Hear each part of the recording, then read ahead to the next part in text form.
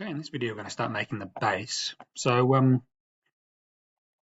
going to sort of build it from one side and we'll mirror it across, just like we've done with a few of these other features. And it's going to be pretty close to this face here, but not exactly, because we don't want this face of the rocker arm to be rolling up against the acrylic. So we're going to give it a bit of space, 0.5 of a millimeter. So I'm going to create a face there. As I said, it'll be very, very close, but it will just give the rocker arm a little bit more freedom to move without rubbing. So we'll create a sketch on that new face that we just created. And it's all going to be down the bottom here.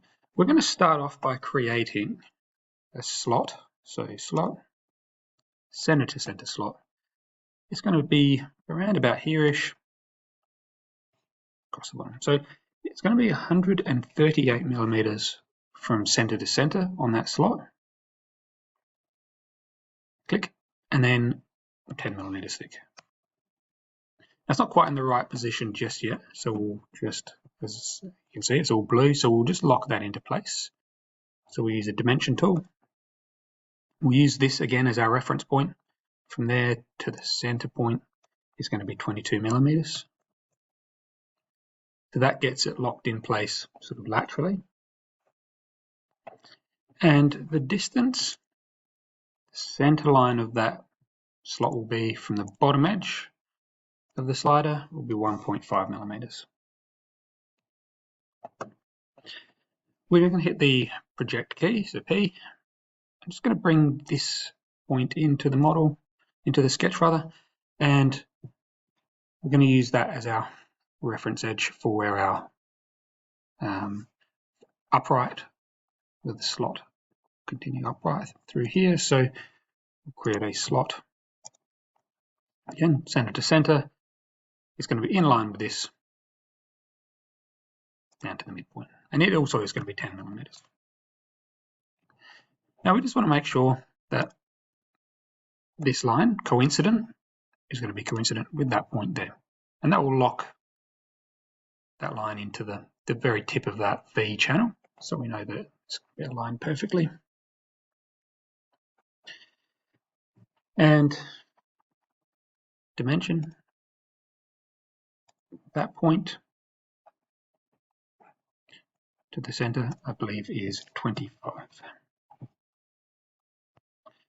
Okay, now there's going to be a slot, again, center to center, that's going to run from that point down to that point there, and it's going to be 3 millimeters. Now this is what our bearing will sit in. So there'll be a rod which goes through our bearing. The rod will sit in this slot here, and it will allow the bearing to travel up and down on this through this part of the slot. So it won't need to travel this high or this low, but it does give you some options later on if you do want to play around with the profile of that V channel. So it gives you a few options later on you're going to work with. Okay, we need some circles. So at the end of each of these slots, we're going to need 5.1 mil circle. Now again, we've got we've got our M5s running through here.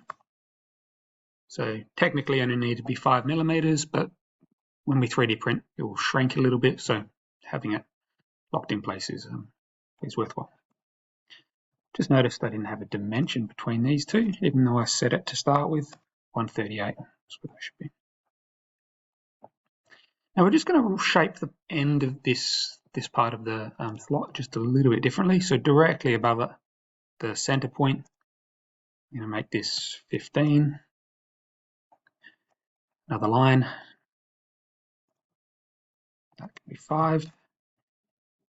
And we're just going to put a curved profile in here. And this is just so we can lock it into a profile at the back of the mount in the classroom. So I'm going to use a tangent arc in this case.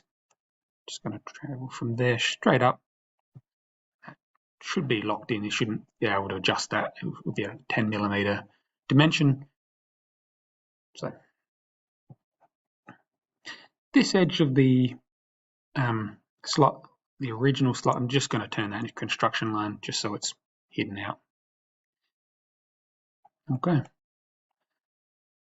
So I'm going to hit finish sketch. And this is good to extrude. So I'm going to extrude, make sure I select all of these parts. And this is going all the way up to this face here, but not quite. So it's minus 12 millimeters, but I'm going to add 0.2 of a millimeter. So it's going to be a 0.2 millimeter gap, just so it's not hard up against that slider and restricting it. So just so it's got a little bit of tolerance in there. So it should be minus 11.8 effectively.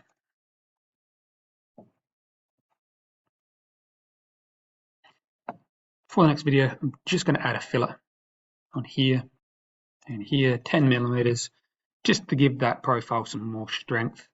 So it fights sort of the forces that it's having there. So that is the first half, or part of the first half of the base.